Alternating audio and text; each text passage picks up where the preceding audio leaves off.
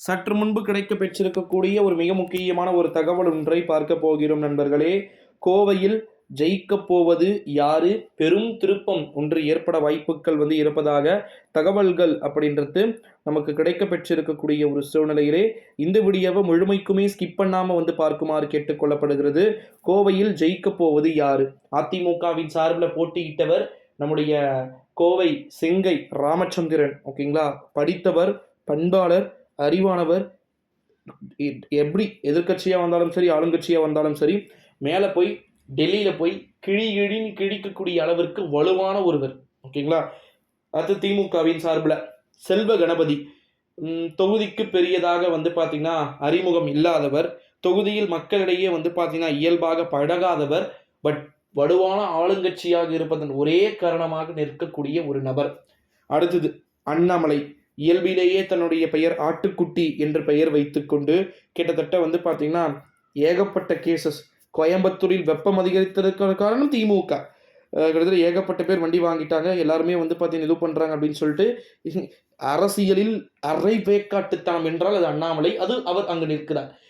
நான்காவதாக நாம் தமிழர் கட்சியின் சார்பில் ஒரு தோழி நிற்கிறார். அவர் நல்லவர், பண்பாளர், தொகுதியை சேர்ந்தவர், படித்தவர். அவ்வளவுதான், சிம்பிள். ஓகேங்களா.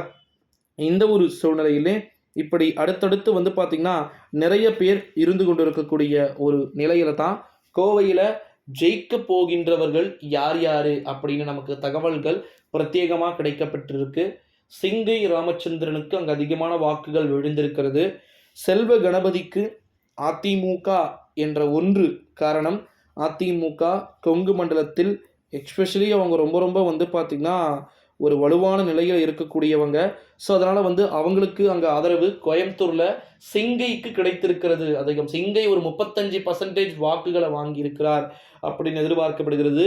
அடுத்ததாக திமுகவின் வேட்பாளர் 37.5% வாக்குகள் பெற்று முதலிடத்தை பெற்றிருப்பதாகவும், அதிமுகவை சேர்ந்தவர் அவர் 25% வாக்குகளை பெறுவதற்கு வாய்ப்புகள் உள்ளது. 25லேருந்து 30க்கு மேலே அண்ணாமலை அவர்கள் பார்த்தீங்கன்னா தாண்டுவதற்கு வாய்ப்புகள் கிடையாது அப்படின்னு சொல்லிட்டும் ஒருபுறம் தகவல்கள் எதிர்பார்க்கப்பட்டு கொண்டிருக்கக்கூடிய ஒரு சூழ்நிலையிலே நண்பர்களே, நிறைய விதமான மாற்றம் சார்ந்த அரசியல்கள் என்பது இருக்கக்கூடுமோ அப்படின்னு சொல்லிட்டும் ஒருபுறம் எதிர்பார்க்கப்படும் வாய்ப்புகள் இருக்கிறது நண்பர்களே. ஸோ காலமே அவர்கள் அனைவருக்கும் முழுமையான முடிவுகளையும் தரமான அறிவிப்புகளையும் கொடுக்க வாய்ப்புகள் இருக்கலாம் அப்படின்னு சொல்லிட்டு எதிர்பார்க்கப்படுகிறது. ஸோ அதனால் இந்த வீடியோவை உங்கள் ஃப்ரெண்ட்ஸ் அண்ட் ஃபேமிலி எல்லாருக்குமே மோஸ்ட்லி ஷேர் பண்ணிக்குமாறு கேட்டுக்கொள்ளப்படுகிறது அப்படின்னே சொல்லலாம் நண்பர்களே. கோயம்புத்தூரில் வெல்ல போகின்றவர்கள் யார் என்பதை தொடர்ந்து பார்க்கலாம். நன்றி.